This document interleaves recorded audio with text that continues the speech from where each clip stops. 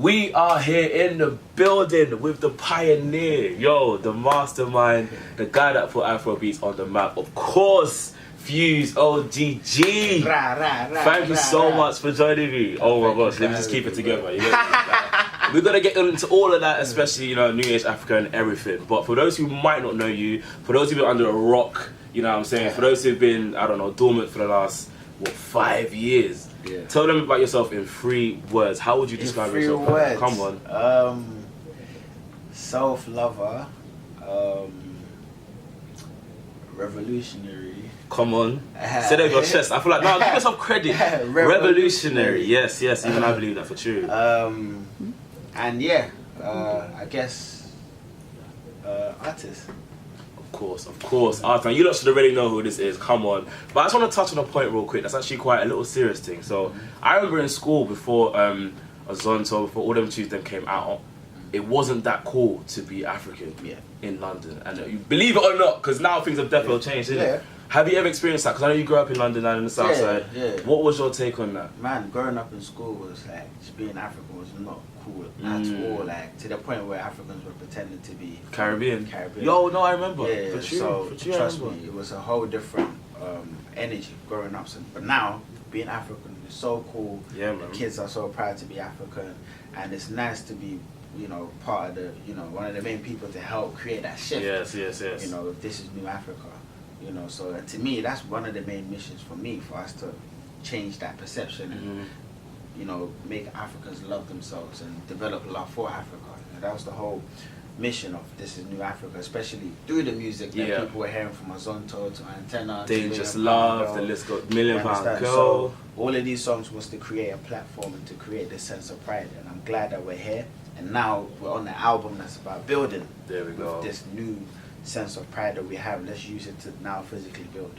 Did you ever have any people that weren't believing you when you was first stepping out? Did you expect it to blow like how it did? 100%. There's always going to be non-believers, people who are just thinking you're wasting your time. But if you believe, all of them, fam. Look at them now. Don't hit them up, people. You're not allowed to hit up Fuse ODG. Nah, don't hit me up, fam. Don't even hear my manager. Honestly, manager got a manager. Thankyou.com. Thank you next. You know what I'm saying? Yeah, man. No, so I'm sure you must get the Fuse, yo, you're back in the day with. Oh, no, there's definitely people that, you know, didn't pay attention, but started paying attention in the future. But you know, you can't hold on to negative energy. You just gotta keep focusing on your lane. 100%, 100%. I mean, you've gone on to do some incredible things. The track All Night Long with Steph London is the Beats UK Pick of the Week right about now. We are spinning that. You know what I'm saying? You've come a long way. How did that come about with Steph? Yeah, Steph is someone that I've been friends with for a long time. Actually. Oh, nice. Before everybody knew her. Steph London, like, and that's the best thing. That's where the memory started. You can't start on me. Exactly. So we've got a great relationship already. But she always wanted to come to Africa, come to Ghana. So we made it happen. She came to Ghana. She came to visit the school that we were building in Ghana. She saw, you know, met the kids, fell in love with the school and the project and everything that we're doing on the motherland. And then whilst she came for the festival, we did a festival in Ghana, T.I.N.A Fest. Whilst we were in Ghana, is when, you know, we create music.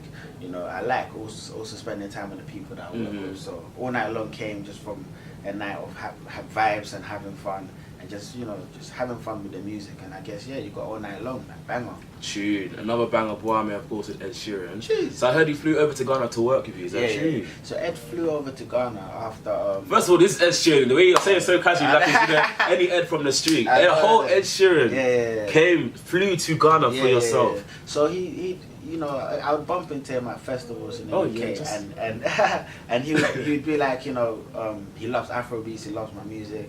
I go, then come to Ghana, kind of thing. He's like, well, I'd love to. So he took a break from music for a while, and he messaged me saying, "Is the offer still up?" I go, it's Ed Sheeran. I should maybe I'll think about it. So we literally made time both. That's it. At the same time, we went to Ghana. We were there for like a week. Every day we'd make music. We'd go out, drinking coconuts by the roadside, just doing normal things with Ed. You know, we had the best time in Ghana. He took him to the school as well. He helped, you know, to buy the school buses, and even helped us building one of the bridges that connects the community to the school. So, you know, he really came to help us build physically, and it was nice that after every day we made music and Guam was one of the songs that we made. How long did it take him to learn that tweet? Because that was man, on point. he was fast with the tree. Really? Trust me, I remember, you know, Ed is I'm not surprised. Ed is a genius, man. Like, and he was so passionate about getting it right. He didn't even write it down. He just wanted to just pronounce it straight away and get it right. And it just sounded so authentic because the first time we made the song, we played it to the local Ghanaians and artists, and we wouldn't say anything, and they would just think, yeah, now who's this Ghanaian guy? We'd be like, nah, it's Ed. They'd be like, nah, no way. You know, so it definitely sounded authentic because he spent time with us, right? And a whole week of chilling around Ghanaians, everybody speaking tree around him. So yeah, now it's nice, to see him immersed in our culture like that. And even the song that we wrote for his album as well, BBIB, wrote another song that made it onto his album. It's just nice to see the culture moving forward. Yes, what I do like definitely is that you give back to your culture and community. Do you want to talk a bit more about the projects and the stuff that you find and build out in Ghana? Yeah, we're building a primary school. We built a primary school in Akosombo in Ghana. We're now building a secondary school. Come on. Just me thinking, no, big up yourself, do you know what I'm saying? There's a lot of people that just... Yeah, we're now building a secondary school as well as that. We're refurbishing a school in Jamaica actually, and we want the two schools to interact with each other because like for us back in the day, the African Caribbean, we kind of felt like we were different. So now we want to kind of create, we want to twin the schools so they can start interacting from early, so they don't feel like strangers in the future. Yeah. So the community's coming together. Yeah, so 100%. That's something that we're working on, right now.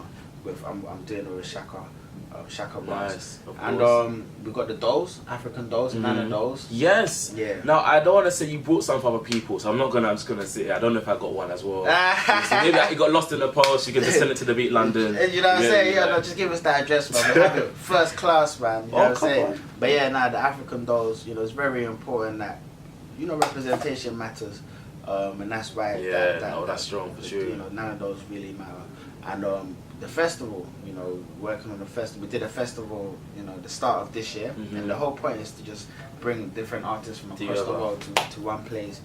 We put on a concert for everybody, but not just that. We kind of spend time, and we just want Africans and black people to spend time together so that we can build trust and do business together in the future. Because one thing about black people is we tend not to trust each other. Yeah, I don't know where that comes from. That's because we don't have enough love for each other. We don't have enough love for ourselves.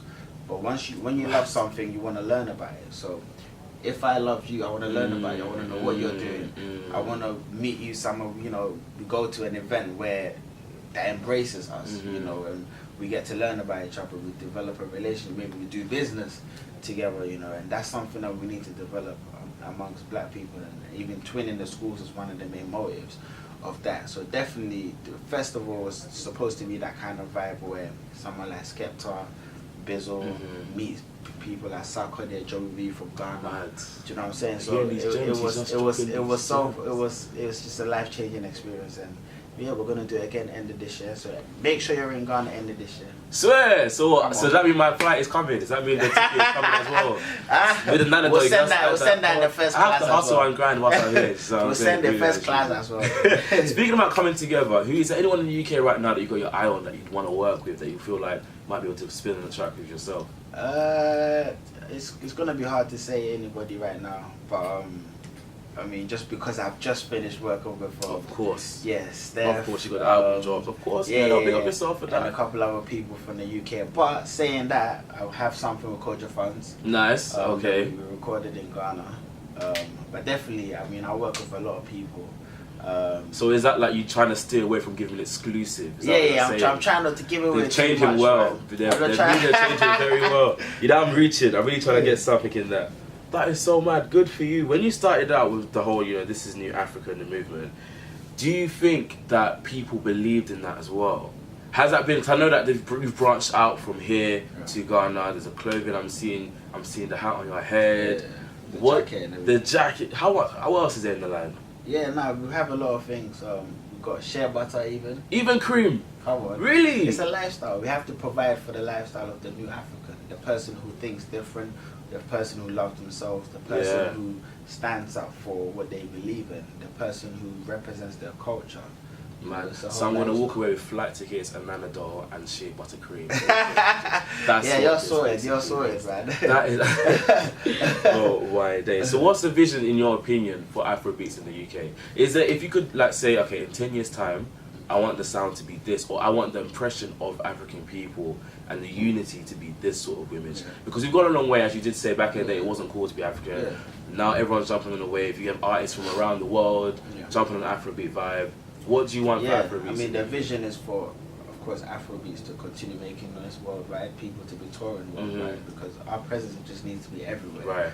Because the more people see Africa, the more they get to learn about Africa. Because what's happened in the past is because we haven't represented Africa ourselves, other people have represented it for us, and they've told our stories for us. That's a good So point. once we start representing ourselves, we'll be able to tell the real story, because we're the ones who go to Africa, we go to Ghana, we go to Nigeria, we go to Liberia, we go to Uganda, we go to Kenya, we know what's happening, we'll be able to share the story. So for example, when Ed came to Ghana, you know, he loved the culture so much, he was able to share his love for our culture. He was speaking about having wache for breakfast, and you know, he was describing what wache was like, and it just looked so interesting and you want to know. And he was talking about our music, he was talking about just our culture, and it made people, even when he's speaking tree, makes people want to know what language is that. Tapping into the audience I wouldn't have listened before. And it's the same with Steph. When Steph comes, and you know, she falls in love with the culture and everything, and she, you know, when she goes out there, she's talking about her experiences, you know. So it's just about having Africa in all these places, because the more we represent, the more we're able to close the gap between what is and how it's being perceived. Yeah, perception is a big deal, especially. So it's about closing that gap, and then with that, we'll be able to now develop love for Africa. And once we have love, we'll be able to want to know more about Africa. So if something happens in Africa, people would want to know. Like for example, this cyclone, this crazy cyclone has hit Mozambique. But not many people are talking about it because there's not enough love for that country. But once we create the love for that country, people would want to know, because when something happens in Paris, people put the Eiffel Tower. New Zealand, everybody knows, because the love is there for them. So the vision is to create that love over the long term, and then we use that to tell our own stories, you know, create knowledge, and then with knowledge comes power as well. I like how you have a main, I see like there's a very strong influence on bringing so it starts with love, then knowledge, then power. Nah, wicked, good future. So what's the future for Fuse ODG? Just off the album. The album has got many. The vision is the future for me to see that vision come to life, come to fruition. And we're already, you know, executing. Of course, the new album is out. We're going to be touring as well. So look out for the dates coming up, you know, in the UK and across the world. Bring a few artists out as well. Come on. Steph be there, Ed Sheeran. Trying to get that exclusive. I can't give anything away now. Where's the manager? I can't give anything away now, but now for sure. There's going to be some surprises on the tour as well. But yeah, definitely I'm excited for, you know, the next. Nah, that makes me cool. I like that. And you know, I have to ask you if I leave the building because they'll crucify me. As a Ghanaian man, Nigerian or Ghanaian jollof? What's the answer? Come on. Of course it's jollof from Ghana now. It's Ghana jollof. It has to be Ghana jollof. It has to be a Ghana jollof. 100% Ghana jollof, because it's soft and delicate. Me, I'm not saying. I'm just saying here as the middleman. It tastes so good now. I'm Caribbean. I don't know anything. Listen, Fuse, thank you so much for joining me. Listen, all the best, everything. Honestly, appreciate you. Fuse ODG. Look at you in that. Girl, you're there just like a. Your love is a killer.